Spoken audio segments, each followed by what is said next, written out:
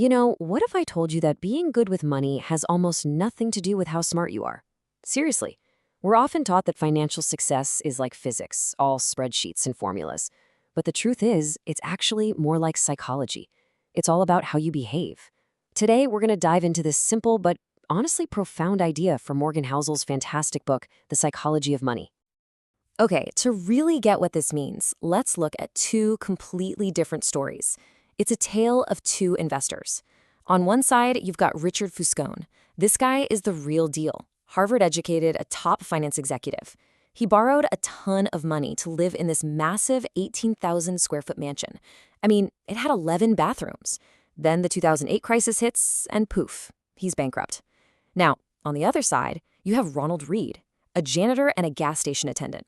He lived a simple life, saved what he could, and just quietly invested in solid blue-chip stocks. When he passed away in 2014, he left behind a fortune of over $8 million. So, what on earth happened here? How does a janitor outperform a Harvard finance genius? Well, the difference wasn't intelligence. It wasn't education or sophisticated strategies. The janitor and the executive could exist in the same world, because financial success, it turns out, is not a hard science. It's not like physics where the rules are absolute. No, it's something much softer. It's a soft skill. Housel calls it the psychology of money. And here's the core idea. How you behave is way more important than what you know. A genius who loses control of their emotions can be an absolute financial disaster. We just saw that. But an ordinary person with just a few key behavioral skills can become incredibly wealthy. It all comes down to patience versus greed. So you have to ask, how did a janitor actually build that kind of fortune? Well, he tapped into the single most powerful force in all of finance. And the best part? It's a force that doesn't require a genius-level IQ to use. To really understand this, let's look at the most famous investor of all time, Warren Buffett. We all think of him as this investing wizard, right? This genius stock picker. But his real superpower, the thing that truly made him a legend, isn't picking stocks. It's his incredible longevity. Get ready for this, because the math here is just staggering. Of Buffett's entire net worth, a whopping $81.5 billion of it was accumulated after he qualified for Social Security, after his 65th birthday. He started investing when he was just 10 years old. His secret wasn't just being a good investor. It was being a good investor for, well, forever. His secret is time. And this chart just drives the point home perfectly. Let's imagine for a second that Buffett had earned the same amazing returns, but he started investing at 30 and retired at 60, like a normal person. His net worth would be about $11.9 million, which is great, don't get me wrong, but it's 99.9% less than his actual fortune. The only real difference is those extra decades he allowed his money to compound. That's the magic right there. You can think of it like an ice age. An ice age doesn't happen because of one super cold winter. Nope.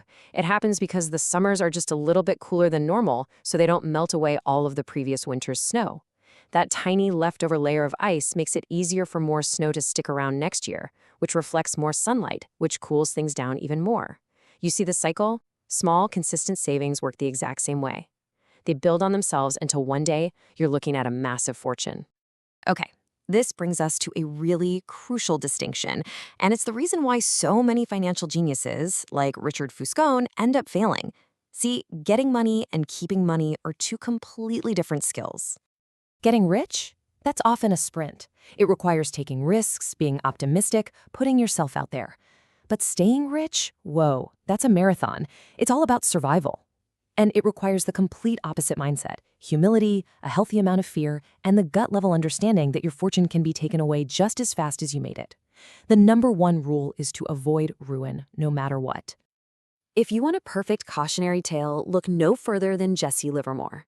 He was maybe the greatest stock trader of his era. In 1929, he made the equivalent of $3 billion by shorting the market crash. A genius at getting rich, right? But he was so full of confidence, he just kept making bigger and bigger and bigger bets until just 4 years later, he lost every single penny. He was a world-class sprinter, but he had no idea how to run the marathon. So what's the antidote to this kind of self-destruction? Well, it's a simple idea captured in this amazing story. The author Kurt Vonnegut was at a party with his friend Joseph Heller, who wrote Catch-22. Vonnegut points out that a hedge fund manager at the party made more money in a single day than Heller's classic novel had made in its entire history. And Heller's reply was just perfect. He said, yes, but I have something he will never have: enough. Wow. The hardest financial skill in the world is getting the goalpost to stop moving. There is just no reason to risk what you have and need for something you don't have and don't need. It's a dangerous game, and the only way to win is to define your own enough and simply refuse to play. And that really leads us to the ultimate question. If it's not about just accumulating more and more and more, then what's the point? What is all this money actually for? I mean, really think about that. It's not for the fancy cars or the big houses. Sure, those things are nice, but they aren't the ultimate prize. The real value of money, the true goal, is something way more profound. The highest form of wealth is waking up every morning and saying, I can do whatever I want today. That's it. The ability to do what you want, when you want, with who you want, for as long as you want. That is priceless. It is the absolute highest dividend that money pays. And hey, this isn't just some feel-good sentiment. There's real data to back this up. Research by the psychologist Angus Campbell found that having a strong sense of control over your life is a better predictor of happiness than your salary, the size of your house, or how prestigious your job is. Wealth buys you options. It buys you flexibility and autonomy. That's the real return on your savings. So let's tie this all together. What are the key behaviors we can actually start using to build our own version of a rich life? A life with that sense of control. All right, here are the big ones. First, have humility when things go right and forgiveness when they go wrong, because luck and risk are always part of the story. Second, less ego, more wealth. And remember, true wealth is what you don't see. It's the cars not bought, the vacations not taken. It's the assets quietly working for you. Third, manage your money in a way that helps you sleep soundly at night. The goal isn't to be coldly rational like a computer. It's just to be reasonable enough to stick with your plan long term. And finally, and this might be the most important one of all, you have to worship room for error. That margin of safety in your finances is what gives you endurance. It's the gap between what could happen and what you need to happen. That gap is what keeps you in the game long enough for the magic of compounding to do its thing. It protects you from the risks you can see, and more importantly, from the ones you could never even imagine. And that really brings us right back to the beginning, doesn't it? Napoleon's definition of a genius wasn't about being the smartest guy in the room.